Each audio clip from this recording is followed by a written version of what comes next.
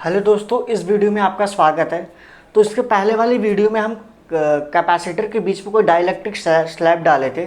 इस वीडियो में हम मतलब कैपेसिटर के अंदर अगर कोई पैरेलल प्लेट कैपेसिटर है उसके अंदर अगर डाइलेक्ट्रिक स्लैब डालेंगे और कंडक्टिंग स्लैब डालेंगे तो उसके बाद हमारा जो कैपेसिटेंस होगा कितना होगा, तो हम देख लेते हैं एक एक करके। आज ये टॉपिक जो थ्योरी पार्ट है, ये जो फर्स्ट यूनिट है इलेक्ट्रोस्टैटिक्स, वो कंप्लीट हो जाएगा। तो है क्या कैपेसिटेंस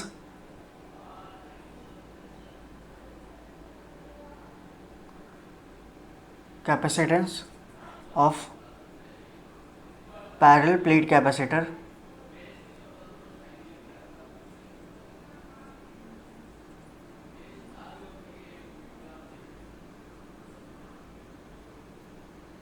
विथ डाइलेक्ट्रिक स्लैब।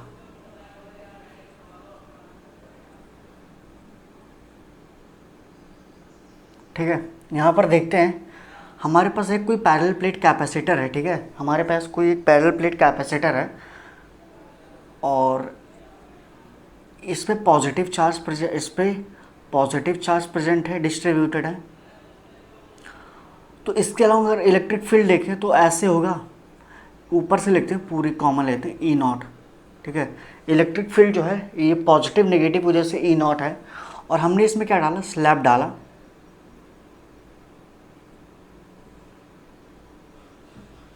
हमने इसमें स्लैब डाला जिस पर इसके इलेक्ट्रिक फील्ड की वजह से जब पोलराइजेशन होगा तो सारे मतलब इसके जो चार्जेस होंगे इसके सरफेस पे इधर आ जाएंगे। तो इधर होंगे पॉजिटिव चार्ज और इधर नेगेटिव चार्ज। तो पॉजिटिव नेगेटिव की वजह से एक इंड्यूस आएगा, ई इंड्यूस। तो अगर नेट निकालें यहाँ पर, अगर ई नॉट की अगर यहाँ ई नेट निकालें तो ई नेट कितना होता है, ई नॉट होता कितना है, E naught minus E induce किसके इक्वल होता है, ई नॉट बाई के। ठीक है, अब ई नॉट कितना होता है, अब दो, अगर एक पॉजिटिव प्लेट कैपेसिटर, एक पॉजिटिव प्लेट है एक नेगेटिव प्लेट है, इसका मतलब पता है कैसे ना, पैरेलल प्लेट ऐसे नहीं होता लाइन की तरह। ये जो प्लेट होता है ये ऐसे होता है, फिगर बनाने के लिए बस ऐसे करते हैं कि जो ये होता है ना पॉजिटिव प्लेट या नेगेटिव प्लेट, ये ऐसे होता है, इस पर पॉजिटिव चार्ज डिस्ट्रीब्यूटेड है, ये है पॉजिटिव प्लेट कैपेसिटर। ये लाइन नहीं है, लाइन के ऊपर अगर पॉजिटिव चार्ज प्रेजेंट है, नहीं, ये पॉजिटिव, ये पैरेलल मतलब ये है, ये प्लेट्स है जिस पे पॉजिटिव चार्ज प्रेजेंट है, इसको सिंपली ऐसे रिप्रेजेंट करते हैं।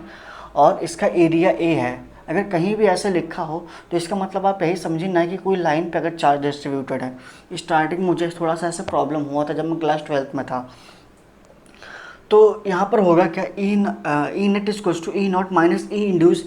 इसका वैल्यू कितना होता है, E naught minus E induced equal to E naught by K होता है। इसके पहले लेक्चर में हम देखे थे। ठीक है, अब यहाँ पर देखेंगे एक चीज़, ई नॉट की वैल्यू कितनी होगी अगर एक पॉजिटिव प्लेट एक नेगेटिव प्लेट के बीच में, इलेक्ट्रिक फील्ड कितना होगा। ठीक है, इलेक्ट्रिक फील्ड जो होगा वो सिग्मा अपॉन एप्सिलॉन 0 होता है, क्योंकि एक प्लेट की रिस्पेक्ट में क्या होता है, सिग्मा अपॉन 2 एप्सिलॉन 0, और दूसरी प्लेट की वजह से sigma upon 2 epsilon 0।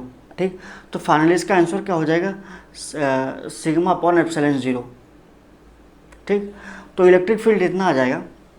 Sigma equals to होता क्या है, क्यू बाई एप्सिलॉन नॉट ए। ठीक, अब यहाँ पर हमें निकल गया है। अब इस देख लेते हैं, ये जो स्लैब है इसका जो डिस्टेंस है वो टी है और बाहर वाला जो डिस्टेंस है वो डी है। ठीक, हम इस पे फिगर को एक बार फिर से देख लेते हैं। एक हमारे पास पॉजिटिव प्लेट है, एक नेगेटिव प्लेट है, दोनों के बीच में एक टी डिस्टेंस का एक डाइलेक्ट्रिक डालेंगे। ठीक, अब पूरे जो पैरेलल मतलब पॉजिटिव नेगेटिव जो पैरेलल प्लेट है उनका जो डिस्टेंस है वो डी है। तो अगर ई नॉट अगर ई नॉट पॉजिटिव से नेगेटिव होगा तो एक ई इंड्यूस भी होगा जो स्लैब के अंदर पॉजिटिव से नेगेटिव होगा। तो ई नेट कितना होता है, E naught equal to E naught minus E induced, क्योंकि दोनों की डायरेक्शन क्या है, अपोजिट है। ठीक है, तो ई नॉट बाई के होता है, इससे पहले लेक्चर में हम देखे थे। तो अगर किसी भी पैरेलल प्लेट कैपेसिटर के अलॉन्ग अगर हम इलेक्ट्रिक फील्ड देखें तो सिग्मा अपॉन एप्सिलॉन 0 होता है। Sigma upon epsilon 0, sigma equals to क्या होता है, क्यू बाई ए। ठीक है, sigma equals to Q by A epsilon naught. ठीक, अब ये यहाँ पर ये हो गया। अब पोटेंशियल डिफरेंस निकालेंगे v इक्वल्स टू, अब पहले इन दोनों के बीच में पोटेंशियल निकालेंगे, तो इन दोनों के बीच में ई नॉट, क्योंकि पॉजिटिव नेगेटिव के बीच में ई नॉट है, ठीक है। ई नॉट इलेक्ट्रिक फील्ड है, डिस्टेंस कितना है, अगर डी में से टी को माइनस कर दें, डी माइनस टी, अब देखो, अब इसके अंदर भी देखेंगे तो ई नेट इंटू टी, ठीक है। अब इसका जो लेंथ है वो टी है, ठीक। तो v equals to E naught into D minus T plus E naught की वैल्यू कितना है, E naught by K into T.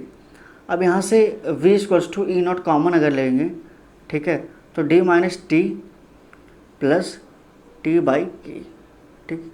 अब ई नॉट की वैल्यू कितनी है, Q epsilon naught A D minus T plus T by K, ठीक। ये हो गया। अब कैपेसिटेंस कैसे निकालेंगे, C equals to Q by V, जैसे Q upon Q epsilon naught A into D minus T plus T by K, ठीक है। जैसे ही करेंगे क्यू से क्यू कैंसिल आउट हो जाएगा, तो एप्सिलॉन नॉट ए, ठीक है, epsilon naught A D minus T plus T by के, जो कैपेसिटेंस होगा यही करेंगे।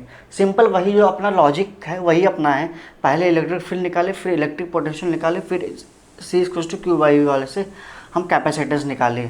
अगर यहाँ पर केसेस हैं, चलो देख लेते हैं केसेस क्या है। पहला केस है कि अगर ये जो दोनों के बीच में स्लैब है उसकी जो लेंथ है वो ज़ीरो हो जाए, if two equals to zero, तो जैसे यहाँ सब्स्टिट्यूट करेंगे epsilon A D minus zero यहाँ D minus zero plus zero by K, तो जीरो बाई के में करेंगे तो डी ही आएगा। तो finally capacitance equals to epsilon A by D, क्योंकि जब ये प्लेट्स रहेगा ही नहीं, जब इसकी लेंथ ज़ीरो है तो ये तो पैरेलल प्लेट ही हो जाएगा, इसको नेगलेक्ट कर देंगे, ये पैरेलल प्लेट हो जाएगा। तो पैरेलल प्लेट का कैपेसिटेंस कितना होता है, एप्सिलॉन ए बाई डी। दूसरा केस है क्या है, अगर ये जो टी डिस्टेंस है डी के इक्वल हो जाए, यदि if D equals to T हो जाए, तो यहाँ पर टी की जगह पर डी सब्स्टिट्यूट करेंगे, तो epsilon A upon D minus D plus D by K, ठीक है। डी से डी कैंसिल आउट हो जाएगा, तो क्या हो जाएगा, के epsilon A by D. Means अगर इन दोनों प्लेट के बीच में कोई डाइलेक्ट्रिक प्लेस करेंगे तो फाइनली इसका आंसर इतना आएगा, के एप्सिलॉन ए बाई डी, ठीक है। अब देखते हैं कंडक्टिंग स्लैब के अकॉर्डिंग क्या होगा।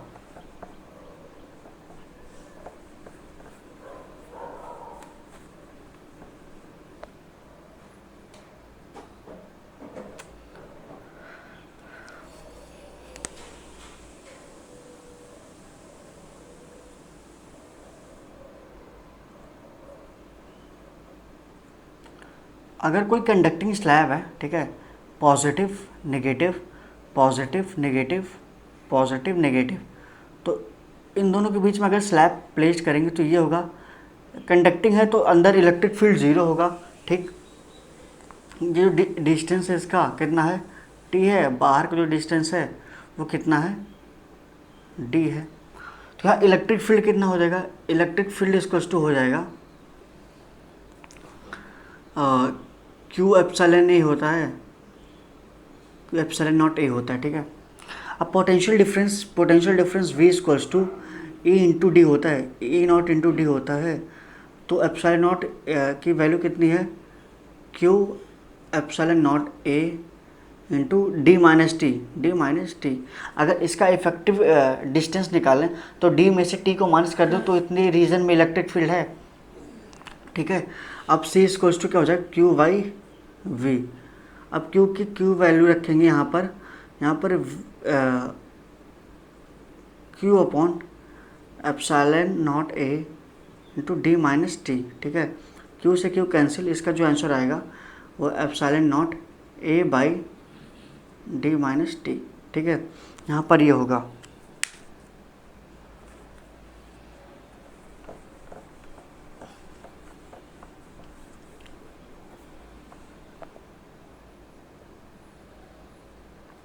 अब जो हमारे पास टॉपिक आता है वह कोरोना डिस्चार्ज।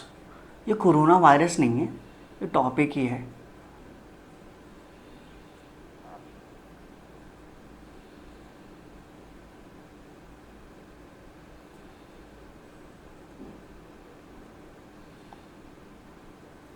अब कोरोना डिस्चार्ज के बारे में डिस्कस करने जा रहे हैं।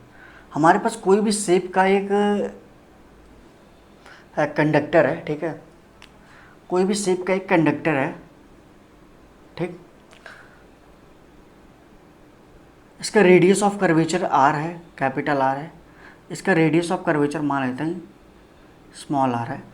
इसके सरफेस पे चार्ज डिस्ट्रीब्यूटेड है, तो ये जो जिसका रेडियस ऑफ कर्वेचर कम होगा तो उस पर क्या होगा, चार्ज डेंसिटी बहुत ज़्यादा होगी, ठीक है, ऐसे होंगे।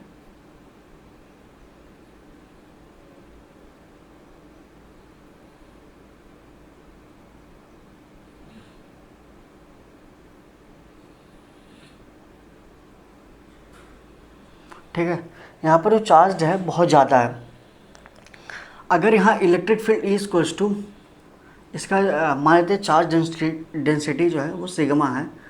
अगर electric field is equals to sigma upon epsilon naught, अगर ऐसे एक प्लेट और है, इनके बीच में अगर डाई इलेक्ट्रिक प्लेस करेंगे, अगर इलेक्ट्रिक फील्ड इंक्रीज करेंगे, ठीक है, अगर दो प्लेट रहेंगे, अगर दोनों प्लेट के बीच में अगर डाई इलेक्ट्रिक प्लेस करेंगे, इसकी अगर मतलब फील्ड इंक्रीज़ करेंगे, ठीक है, इलेक्ट्रिक फील्ड इंक्रीज़ करेंगे तो चार्ज डेंसिटी भी इंक्रीज़ करेगा। जब इलेक्ट्रिक फील्ड और इंक्रीज़ करेंगे और इंक्रीज़ होगा, और इंक्रीज़ करेंगे और इंक्रीज़ होगा, एक टाइम ऐसा आएगा ना कि जो डाई इलेक्ट्रिक होगा वो किसी कंडक्टर की तरह वर्क करने लगेगा, ठीक है। जब इस पर इलेक्ट्रिक फील्ड बहुत ज़्यादा इंक्रीज़ कर देंगे तो ये जो डाई इलेक्ट्रिक प्लेस करेंगे दो प्लेट्स के, दो सरफेस के बीच में, वो क्या एज ए कंडक्टर की तरह वर्क करने लगेगा, ठीक। जब कंडक्टर की तरह वर्क करने लगेगा तो उसके सराउंडिंग में क्या एयर है, एयर क्या कंडक्टर्स हैं, तो ये जो चार्ज होगा ना ये मतलब डिस्चार्ज हो जाएगा, इस पर जो चार्ज है वो डिस्चार्ज हो जाएंगे, ठीक है। अब इस पूरे फेनोमेना को ही बोलते हैं कोरोना डिस्चार्ज, ठीक है।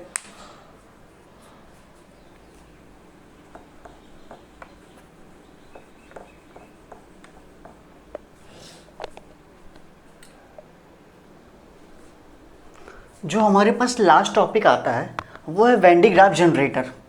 इस यूनिट का ये सब लास्ट टॉपिक है, ठीक है। अब वैन डी ग्राफ जनरेटर होता क्या है, ये इलेक्ट्रोस्टैटिक्स जनरेटर होता है।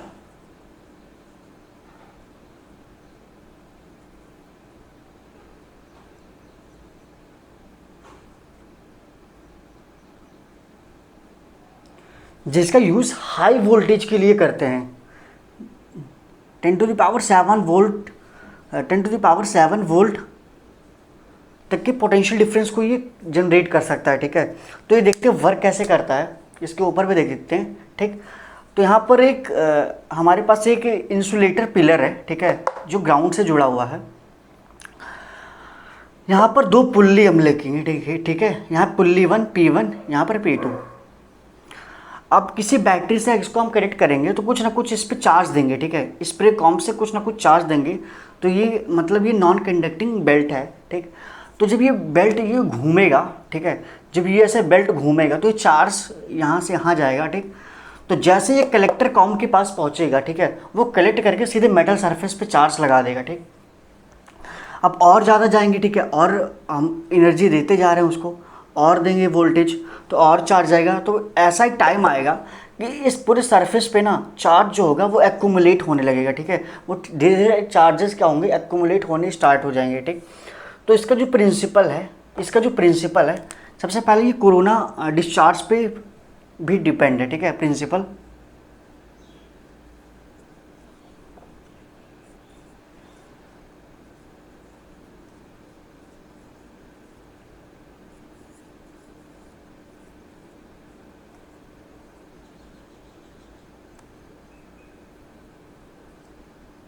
ठीक है, तो ये जो जनरेटर होता है ये हाई वोल्टेज तक के मतलब पोटेंशियल डिफरेंस को जनरेट कर सकता है, ठीक है।